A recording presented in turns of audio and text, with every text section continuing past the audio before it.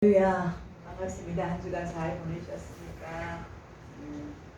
날씨가 많이 더워졌습니다. 그래서 습도가 높아서 생활하기가 힘들었습니다. 여러분은 어떠신가요? 저와 마찬가지 일주일입니다. 오늘 본문은 누가복음 12장입니다. 그리고 주제는 거기서 둘이라는 주제로 저와 여러분 은혜를 받기를 원합니다. 아멘. 행복이란 희망을 그리는 상태에서 좋은 감정으로 심리적인 상태 및 이성적 경지 또는 자신이 원하는 욕구와 욕망이 충족되어 만족하거나 즐거움과 여유로움을 느끼는 상태로서 불안을 느끼지 않고 안심하는 것을 의미합니다. 그 상태는 주관적일 수도 있고 객관적으로 규정될 수 있다고 위키피디아 사전에 나와 있습니다. 누군가가 인생은 속고 사는 것이라고 말했습니다. 이 말처럼 사람들이 속고 산다고 말할 수 있습니다. 우리는 지금 현재 풍족하게 살아가지 못하므로 괴로움이 크다 할지라도 언젠가는 행복하게 살 날이 올 것이라는 희망을 가지고 살아갑니다. 그러나 일평생 고생하다가 이 세상을 떠나는 사람들이 참으로 많이 있습니다. 많은 사람들이 행복에 대하여 오해하며 살아갑니다. 어떤 이는 많은 돈을 가지고 있어야 행복하다고 말합니다. 또 어떤 이는 출세를 해야 행복하다고 말합니다. 또 어떤 이는 권력과 명예를 행복의 조건이라고 말합니다. 그러나 행복은 이와 같은 조건들을 통하여 얻어지는 것이 아닙니다. 돈이 아무리 많고 지위가 아무리 높아도 만족할 줄을 모르는 사람은 이 세상 그 어디에서도 행복을 느끼지 못합니다. 빌립보서 4장 11절에서 13절에 바울이 말하기를 내가 궁핍함으로 말하는 것이 아니라 어떤 형편에서든지 나는 비천에도 처할 줄 알고 풍부에도 처할 줄 알아 모든 일 곧 배부름과 배고픔과 풍부와 궁핍에도 처할 줄 아는 일체의 비결을 배웠노라. 내게 능력 주시는 자 안에서 내가 모든 것을 할 수 있느니라. 이렇게 말했습니다. 늘 감사하기를 잘하는 사람은 그 무엇보다 귀한 사람들입니다. 하나님은 은혜와 사랑을 깨닫고 감사할 줄 아는 사람들을 축복하여 주십니다. 아멘.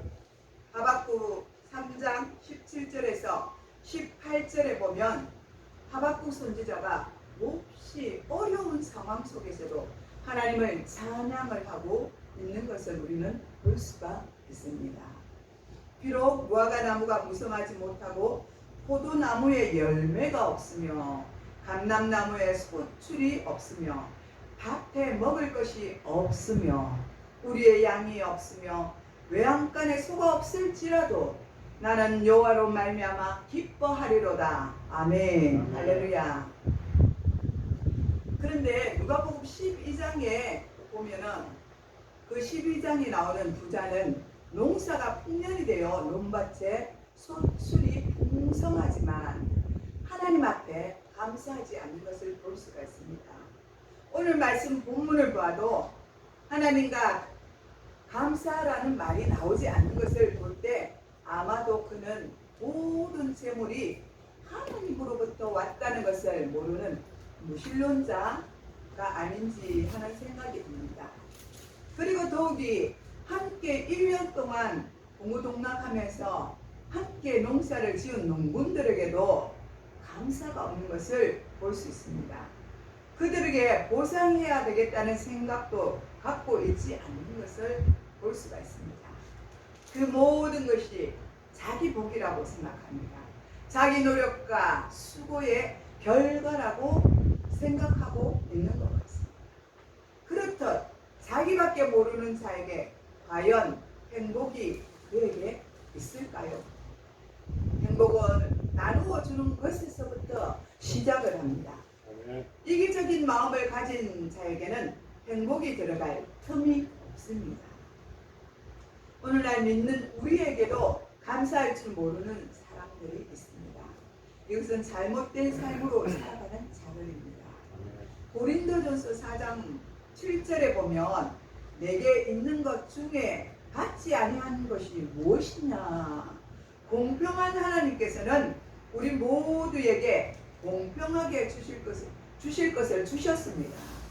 믿는 자나 믿지 아니하는 자들에게 자연의 축복을 똑같이 나누어 주셨습니다. 우리가 가지고 있어야 하는 모든 것들을 하나님은 공평하게 나누어 주셨습니다. 내가 받은 즉 어찌하여 받은 것 같이 아니한 것 같이 자랑하느냐 이렇게 말합니다.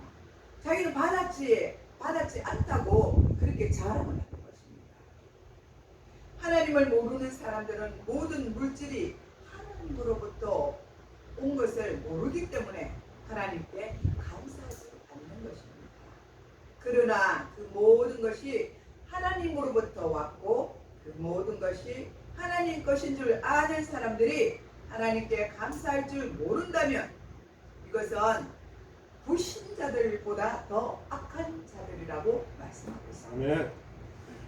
누가복음 12장 47절에서 48절에 주님의 뜻을 알면서도 준비하지 아니하고 뜻대로 행하지 아니하는 종은 많이 맞을 것이요 알지 못하고 행한 종은 작게 맞으리라 하신 말씀을 항상 우리가 기억해야 합니다. 여러분이 우리가 이 말씀을 알고도 행치 아니하면 여러분과 제가 이 말씀을 알고도 행치 아니하면 많은 매를 맞는다고 말씀하고 있습니다. 지금 우리 가운데 많은 어려움이 있다면 우리 모두는 한번 생각해 보아야 합니다. 왜? 무엇 때문에? Why? 내가 하는 것마다 안 되고 내가 하는 것마다 힘들고 어려운지를 우리는 우리 자신을 뒤돌아 보아야 합니다. 또 우리는 신명기 28장 47절에서 48절의 말씀을 항상 기억해야 합니다. 내가 모든 것이 풍족하여도 기쁨과 즐거운 마음으로 내 하나님 여호와를 섬기지 아니함으로 말미암아 내가 줄이고 목마르고 헐벗고 모든 것이 풍족한 중에서 여호와께서 보내사 너를 치게 하실 적군을 섬기게 할 것이니 그가 철 멍에를 내 목에 메워 마침내 너를 멸할 것이니라. 할렐루야. 오늘 본문 20절에서 예수님은 비유에 등장하는 부자를 어리석은 부자라고 부르셨습니다. 이 말씀은 그 부자의 생각이 잘못되었다는 의미입니다. 여기서 우리는 우리 자신과 여기 나오는 부자를 한번 비교해 보아야 합니다. 그렇지 아니하면 어리석은 자가 되는 죄를 범할 수 있기 때문입니다. 여러분, 이 부자는 많은 재물이 생기자 이것을 어떻게 사용할 것인지를 생각하지 않고 어떻게 보관할 것인지만을 생각하고 있습니다. 이 말은 자기 자신을 위하여만 사용하고 다른 남을 위해서는 사용하지 않겠다고 말하는 것입니다. 오늘 본문 17절에서 18절에 보면 심중에 생각하여 이르되 내가 곡식 쌓아둘 곳이 없으니 어찌할까 하고 이르되 내가 이렇게 하리라. 내 곡간을 헐고 더 크게 짓고 내 모든 곡식과 물건을 쌓아두리라고 말씀하고 있습니다. 부자란 많은 재산을 쌓아두고 있는 사람인데 이러한 사람은 재물을 눈으로 보는 즐거움이 클 것입니다. 자기만 잘 먹고 잘 살면 된다는 것입니다. 삶의 목적이 재산을 모으는 것에 집중한다는 것입니다. 선한 일을 하지 않겠다는 것입니다. 하나님이 주시는 그 모든 것들을 나누어서 사용하지 않겠다는 것입니다. 세계적인 갑부들 중에는 1위가 미국의 알론 머스크입니다. 2위가 제프 베이조스입니다. 3위가 베르나르 아르노입니다. 4위가 우리가 잘 아는 기독교인 중에 빌 게이츠입니다. 이제는 옛날에는 빌 게이츠가 1위까지 올랐어요. 근데 지금은 4위로 바뀌었습니다. 빌 게이츠도 참 많은 좋은 일을 많이 했지만은 또 자세히 보면은 또 좋지 못한 일도 많이 했다고 말합니다. 또 우리나라의 현재 갑부들은 카카오 의장인 김범수와 삼성전자에 있는 이재룡이가 공동 1위를 차지하고 있습니다. 부자는 부자인 만큼 근심이 많습니다. 그 많은 재산을 어떻게 지키려 갈까? 이 초조함과 불안이 얼마나 많겠습니까? 또 한편으로는 재산으로 인해 그들을 찾아오는 사람들이 얼마나 많겠습니까? 또 그 재산을 지키려고 큰 수고와 국민을 많이 할 것입니다. 사실 재산이라는 것은 내가 이미 쓴 것만을 의미하는 것입니다. 현재 보관하고 지니고 있는 것은 진정한 의미에서는 재산이라고 할 수가 없습니다. 왜냐하면 언제 내가 어떻게 될 줄 모르거든요. 그래서 항상 내가 쓴 것만이 재산이 될 수 있습니다.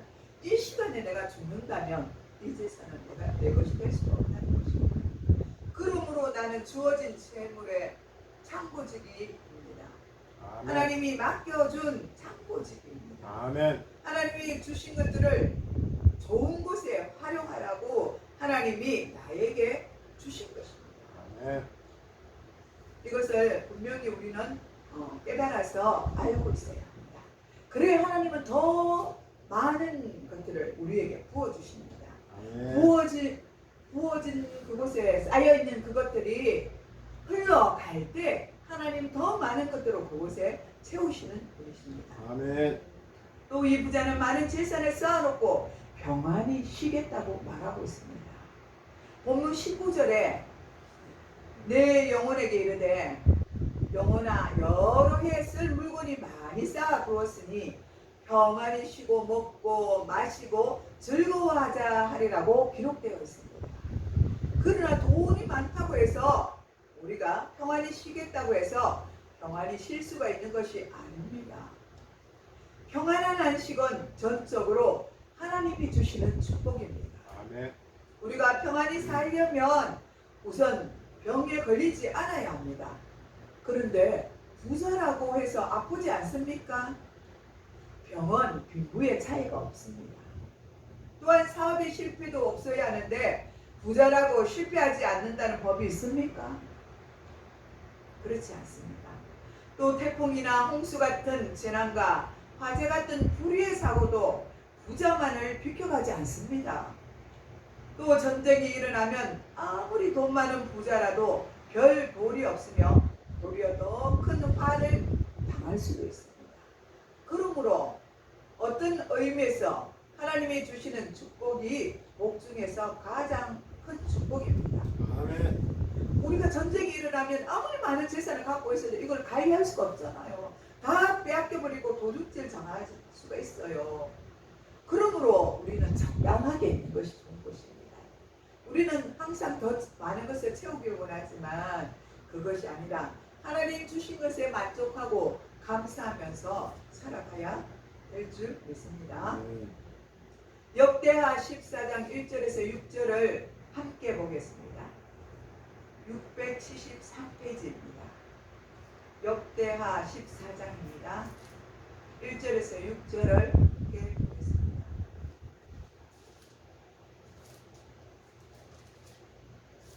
찾으셨습니까? 673페이지입니다. 구약성경.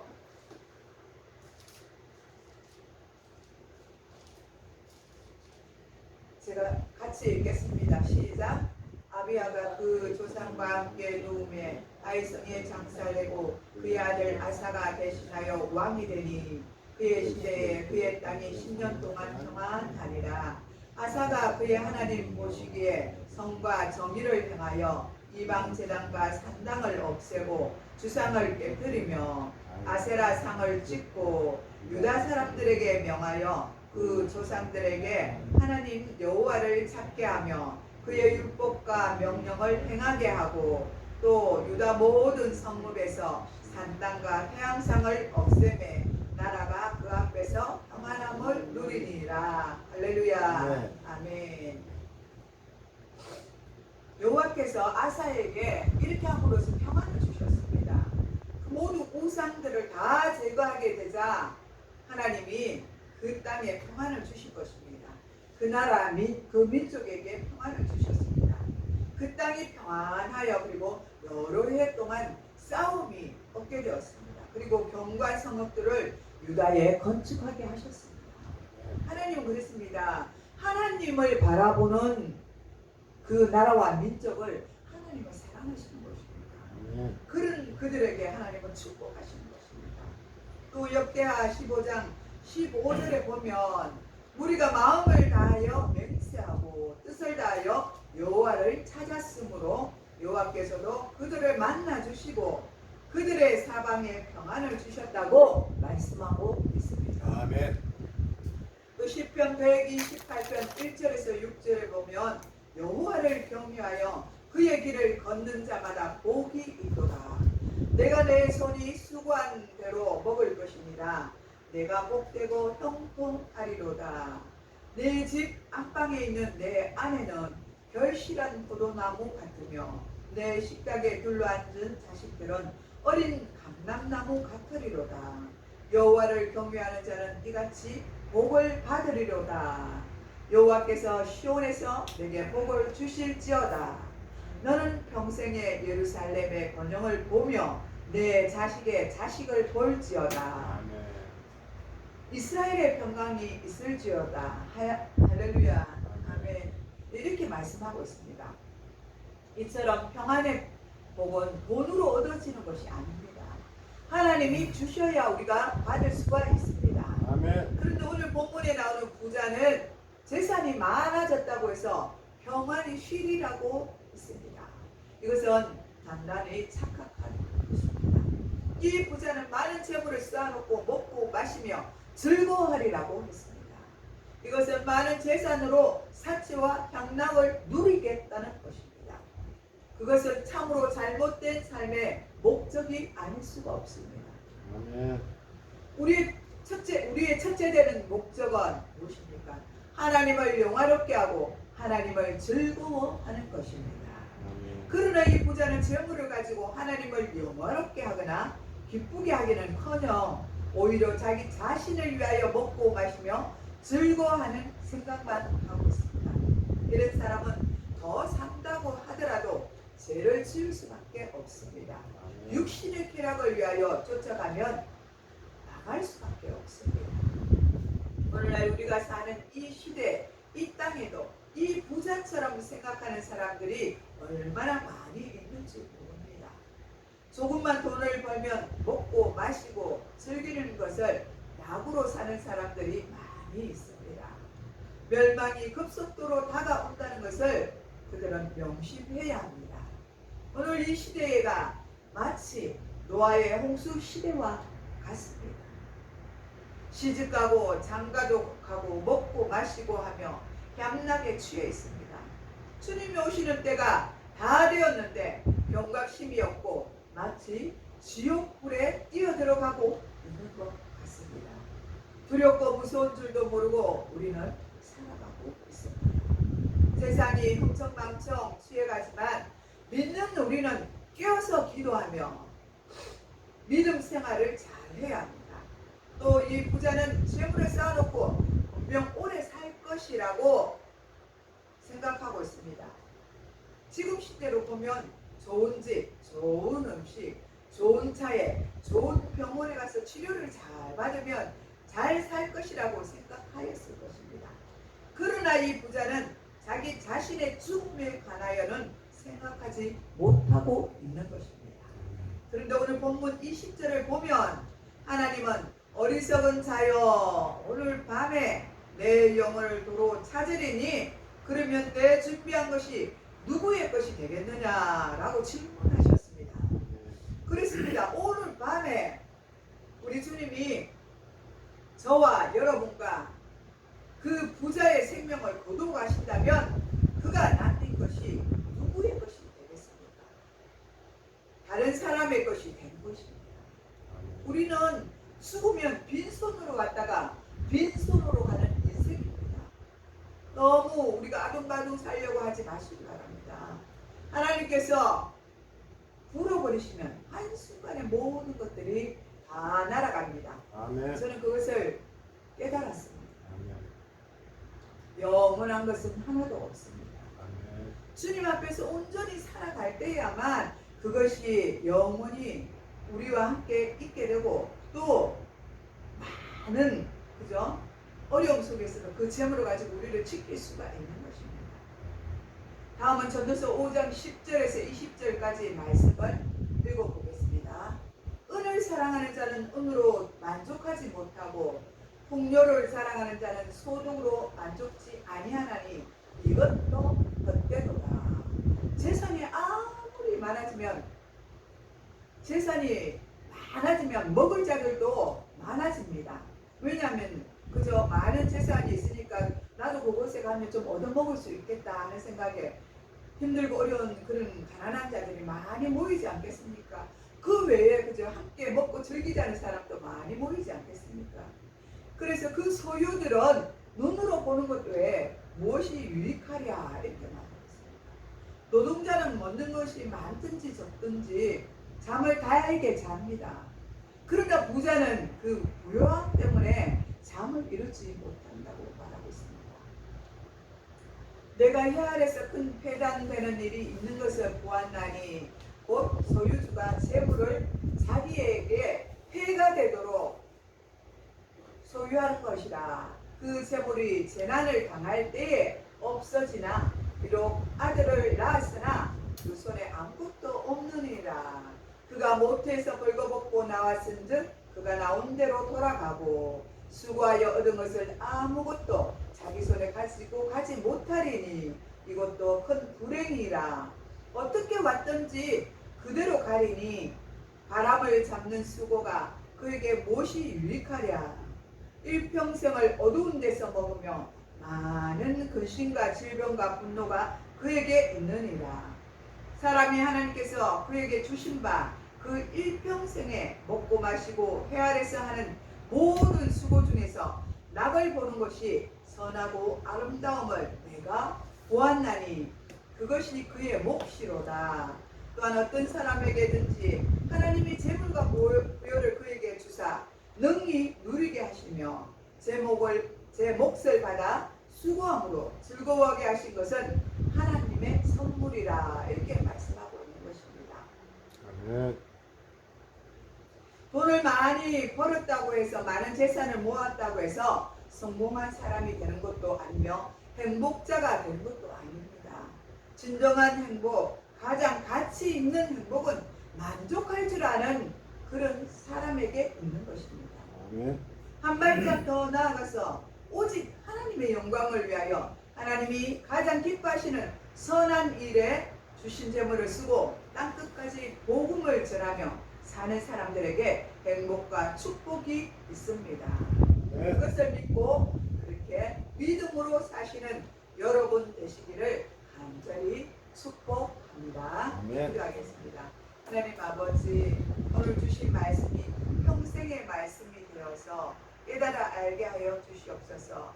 우리가 늘 주님 주신 것에 감사함으로 살아가게 하여 주옵소서. 부자같이 살아가지 말게 하옵시며 늘 하나님께서 주신 그 약속의 말씀을 붙들고 저희들을 살아갈 수 있도록 인도하여 주옵소서. 감사를 드리옵고 예수님의 이름으로 감사하며 기도드리옵나이다. 아멘.